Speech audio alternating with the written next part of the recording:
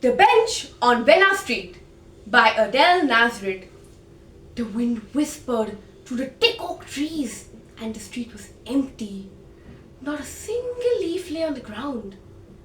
It was a moonless night and darkness covered the pathway like a black cloak. A street light was lit over an old wooden bench near the once grand Venna Manor, home to medieval banquets. But now it stood abandoned for centuries, almost in ruins.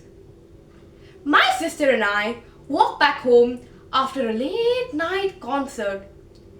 Every step of ours echoed through the night as we walked through the cobblestone damp alleyway.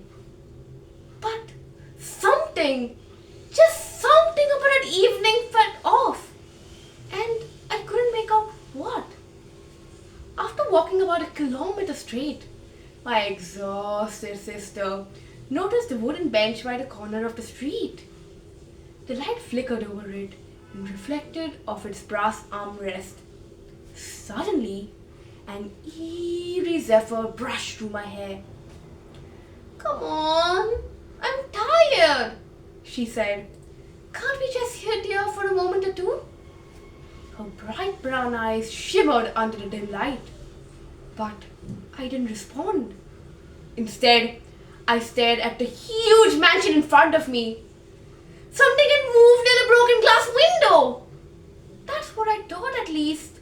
Or was it just a night critter? "Please," her innocent voice broke the silence. I slowly looked over her shoulder and paused. Something caught my eye. Something fast, black, something agile. And then it vanished the moment I looked at it.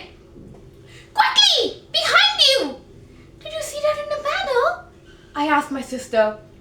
She turned towards it, but it was just as empty and silent as it had been before, with only the sound of water dripping from a broken faucet into a puddle.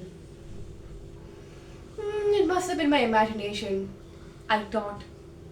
But then I looked at the bench and my heart skipped a beat.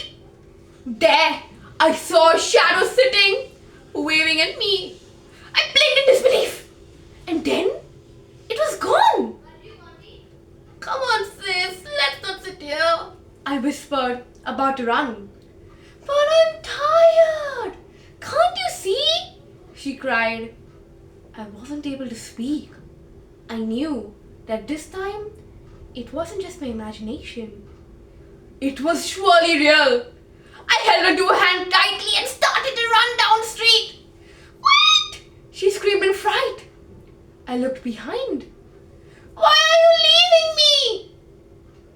There she was sitting on the wooden bench over which the dim light flickered. I froze and pulled my hand back quickly.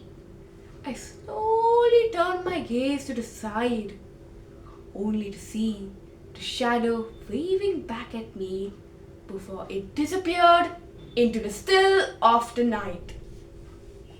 Thank you.